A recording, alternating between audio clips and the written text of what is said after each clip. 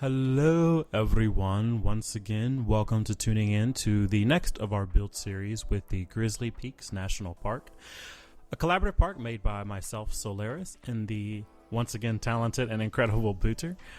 So today we're actually going to go diving into the Visitors Center interior. Booter actually did an amazing job creating the Visitor Center. It's just kind of be our hub, I guess you can say, for the national park, which would include, a information desk area, a gift shop, some seating areas, nothing too fancy. And we are going to try to incorporate this into actual usable space that the guest in game can actually use versus just having, a building that's just there. But even then, we would be okay with that.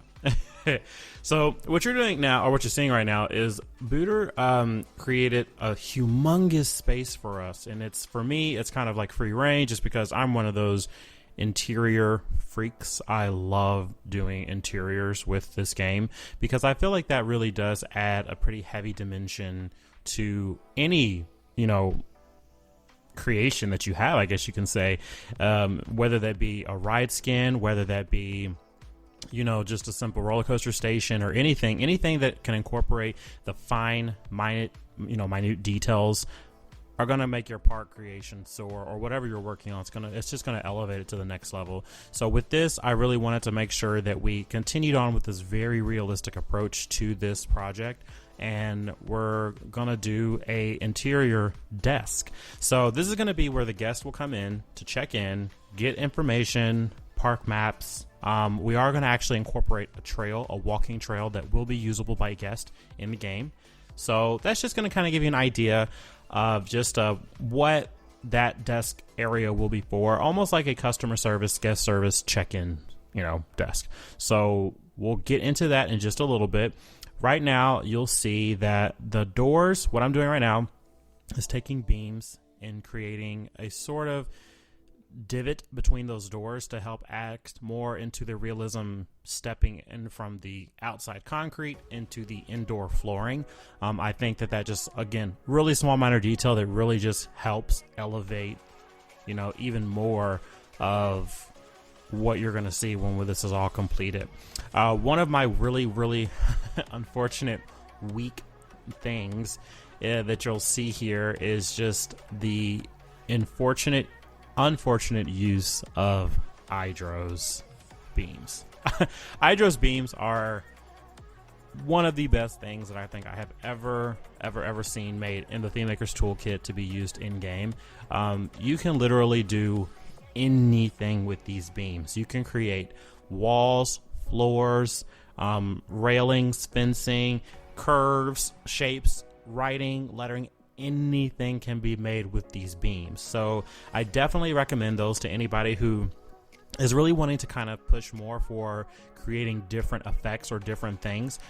Get those beams, subscribe to them on the workshop. I'll incorporate a link into the video, into the comments below, just so everybody can have access to that, because it really is one of the most amazing things that has been created for Planet Coaster with the Thememaker's Toolkit.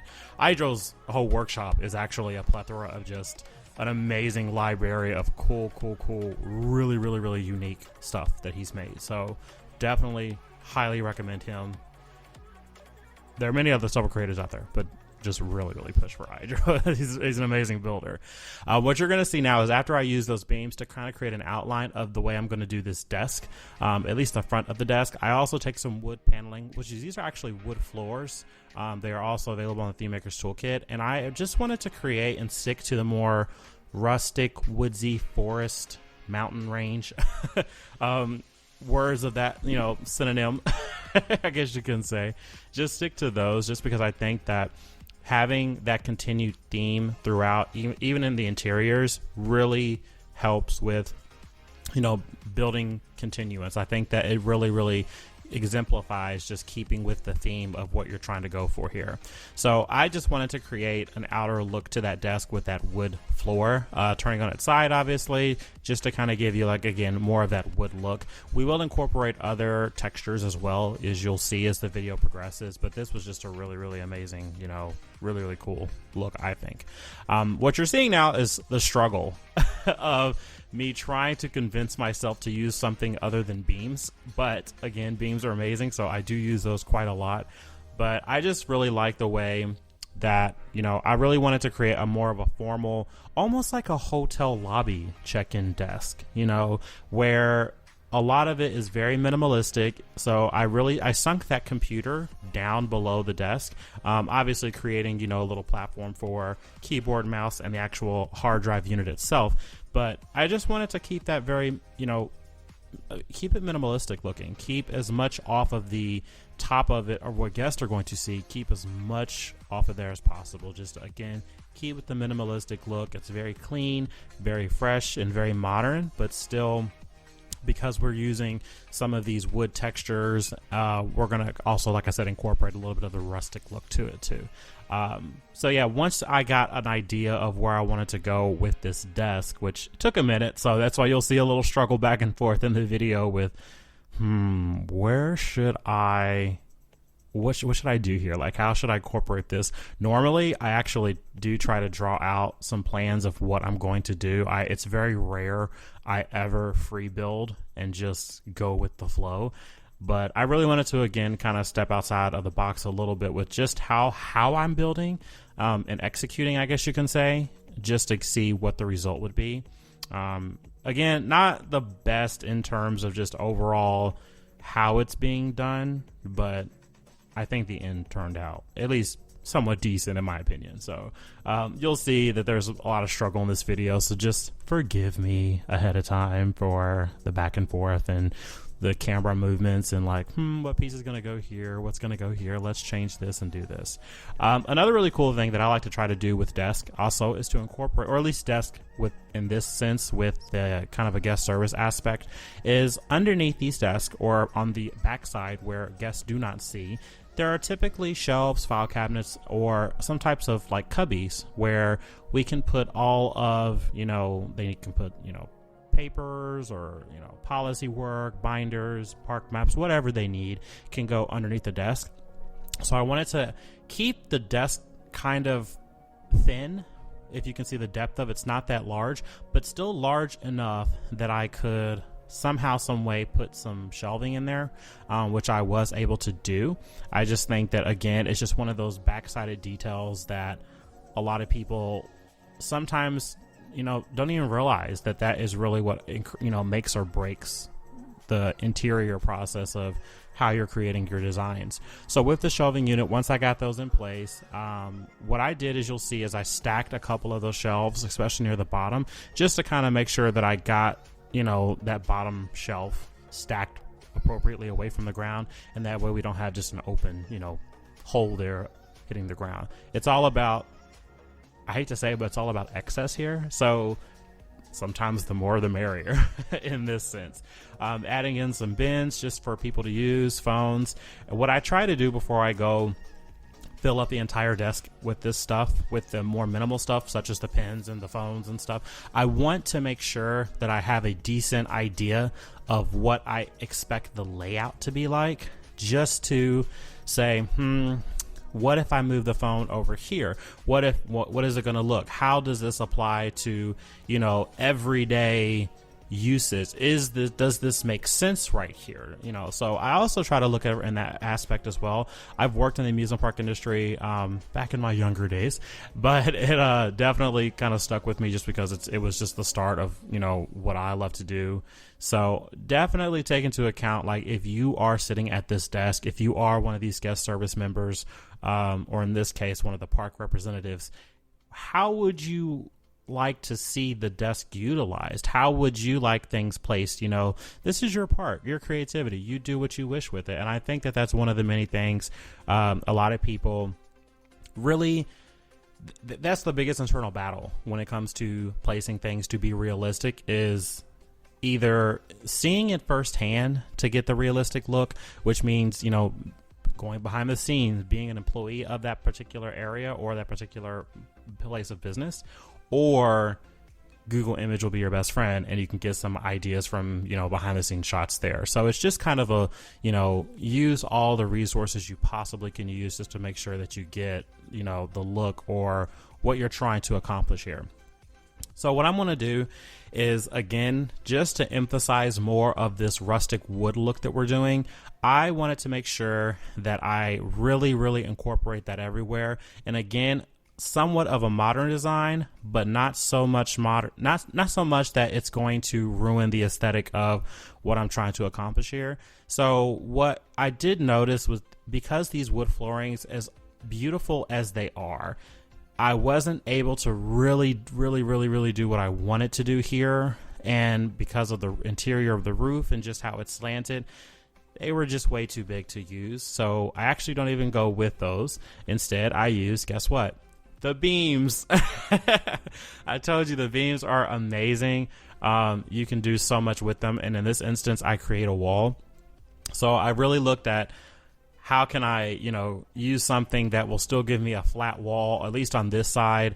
It did change my overall way of how I wanted to do this desk. I wanted to actually have an L-shaped desk versus just a straight cabinet, as you're going to see, or as you see with the layout there. I really wanted it to wrap around that corner and use that back wall, as you see, that protrudes from the corner, as kind of like an illusion of a back room. But I decided to corner it off. I'm actually going to keep that front desk the way it is, and instead we're going to use that small gap, the back of that L shape that we see back there. That is what I'm going to use for the back room, so I can actually create a legit back room, which I will do over time. Just that I really wanted to kind of get this desk, you know, placed in the flow of how it interacts with everything with the visitor center. So I continue making the wall with the beams, just to kind of outline what I'm doing with this wall. As you see, it's obviously a blank wall, and that's just in this whole journey that we're doing here. It doesn't scream this is unique. It doesn't say anything about this being, you know, a national parks visitor center, because in theory, I mean, a visitor center for a national park is a monument to the beauty of nature. So how can we make this wall stick out a little bit more, just to kind of give you a more grand effect, you know? So I took smaller beams, go figure, and I actually protruded them from the wall at an angle, and that way it kind of gave me a little bit of depth to that wall. And yeah, you'll see that very, very shortly. But I really just didn't know what or how I wanted to make this wall kind of stick out from just a normal wall. With the visitor center, I did map out, at least drew out areas per se, you know, of where certain things were going to go. In visitor center, we're going to have the desk, a display wall, and also a gift shop area. And I just didn't know how I wanted to kind of combine them all together, or at least how I wanted them to tie in together while keeping the same theme and atmosphere that I have. So as you see here, I really, like I said, wanted to make this wall kind of grab the guest's attention. So I did this slant just to kind of help, you know, just create some difference there. I guess there's not really a fancy reason behind why I did it. I thought it looked really cool, so we'll just say it looks really cool. I did want to change the color of these beams, though. Again, to add a little bit more of a variance with there. That way they're not all just one straight face colored. And it does also add a little bit more of a dimension, a depth dimension to our eyes. So there's a bunch of different things that I did and ideas that I tried, and I just decided that this is going to be the best one.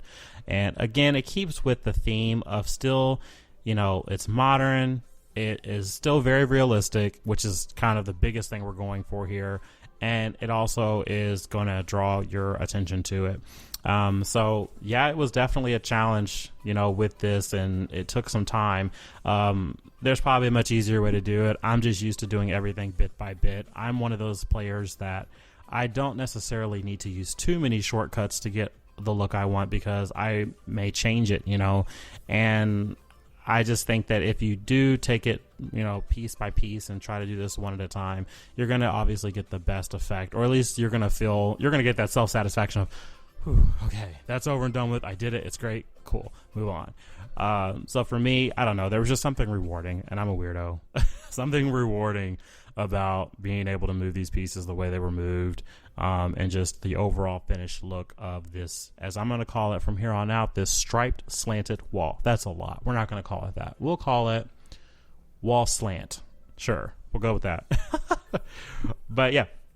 So after I do this wall, I wanted to obviously have this as a seating area. So I put a few sofas and chairs in this area, and I will also post the links for some of those. I believe it's in a wooden furniture pack available on the workshop on Thememaker's Toolkit items by a creator named Delgus, I believe. And I'll definitely put that, like I said, his link below. Incredible stuff with what he can do with furniture. Actually, let me not say he. It might be a she as well. I'm not sure. We don't try to do gender norms, so I don't want to call anybody out of their name or anything like that, or any out of their respective gender. So anyways, not going to get into that. But yes, I'll post that link below. They did an amazing job creating stuff for the Thememaker's Toolkit, so I'll also post some more stuff as well as I'm using it. With this wall, I didn't want to create just a straight faced side, so I wanted to, I don't know, I think the more depth you use, the more you create these beams and kind of protrude them a little bit for the wall, it adds dimension, it adds depth to it, and it also gives you a way to kind of, again, keep with the realism, but it's not just a boring wall. I think that the game, by default, the wall pieces, they're just flat. There's not really any type of depth to them, so it's just a flat wall. So I always say, hands down, if you're going to use one of the in-game wall pieces or even create your own wall, just be sure to incorporate things like a baseboard around the outside or the inside of the wall. As you see inside the visitor center here, there are baseboards all the way around this entire wall, because I think that by doing that, you're changing the appearance and the look of just a straight-faced, one-colored wall. Doing that adds depth to it. It adds dimension to it. And that's one of the key things about building realistically that is always overlooked. So take that as a note, just to, again, keep up with the whole realism theme here that we're trying to accomplish. What I'm doing here, again, like I said, is just grouping all these together, as well as changing the color, just because I really want that color to be offset a little bit from the wall. I think I went for a kind of a yellowish tint to it, just again to go with the ceiling. It's there, but it's not anything that's like boom in your face, gross. That just looks horrible. It goes with the rest. It goes with everything. So yeah, that was a really, really cool thing. I think turned out pretty decent, better than I thought it was going to turn out, at least. But with that being said, sometimes less is more. I do think that it turned out the way I really wanted it to turn out. So as we go back to the front of the desk, with this wall, later on down the road, we're going to add a Thememaker's Toolkit. Thememaker's Toolkit. Kind of a symbol here. It's a mountain symbol, just to kind of incorporate our logo somehow, some way into this design, or at least the front of the desk for the visitor center. I also wanted to create a partition. So with big, huge open areas like this, the best thing that you can do in that regard is to, if you're going to create different areas, such as what I'm doing with this whole display wall and the guest center wall, or the guest center area, and then this gift shop area that you'll see in later video, I always highly recommend separating your walls somehow, or separating that large space somehow, some way. The desk acts as a natural separator. So that really does help quite a bit. As you see here, what I'm doing is this is where the back area or the staff back room is going to be located at. And I'll definitely dig some, do some interior stuff in the back part of this room. But what I'm doing now is just adding a door, just to give you that look that, okay, well, behind the desk, they have a little small, a room or an office behind them, which is what most guest service centers and, visitor center areas, that's what they have. So I wanted to, again, stick with the realism, add a little bit more depth by creating this back room, just because the whole L-shaped desk didn't go in my favor, which is okay, which is great. We will make it work. And that's the biggest thing about Planet Coaster. When things don't go your way, don't give up. Get upset for a little bit, but keep pushing through and find a different way, because there's so many endless ways for you to create really, really cool things with this game. I'm going around the door here with iDro beams and it's just kind of, again, adding that overall door threshold, the door frame itself, into the wall.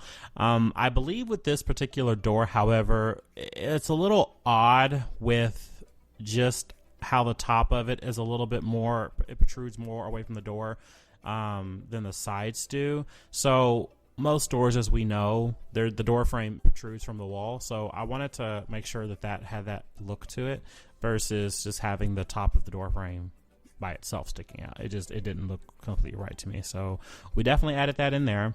What you see here is me trying to decide, where else am I going to stick another door at? How are the employees going to get back there? Well, let's create another door here, a partition, if you will. So we separated the wall here, and this will also be a way for, the workers to obviously get back there. I couldn't use the wooden wall here just because that, the wooden floor is a little large, and I didn't want it to protrude out of the back of the visitor center. Even though I had some room back there, as you'll see, little, small glimpse of it as I'm building this wall. I had the room to go back a little bit, but it still would have been protruding just because of how large that, floor is. So one of my favorite items to use is the color panels that are in game. They have two different versions, I believe, one that's lit and one that's not lit. Using the one that's not lit creates an amazing floor look, amazing walls. Yes, it's a lot more tedious to use as floors and walls, but it gives you that kind of reflective, natural look to it, which is just so clean and so modern looking. So it really worked out great. Behind the desk, I wanted to do something a little different. So I used a TMTK item made by Willibix, if I'm not mistaken, and it's called Mother of Pearl Tile. There's a few items, as you'll see down there in the inventory area, of some of the stuff that he's created, which is just incredible. It's beautiful. And if this tile is used in the right way, and I wanted to be very wary about how I used it, I don't know. It just puts everything together in this very formal, modern look, aesthetic. It's incredible. And so I wanted to utilize that somehow, some way in the visitor center, and what better way than as a backdrop for the desk that, most people are going to come up to see, or at least people who go into the visitor center will see.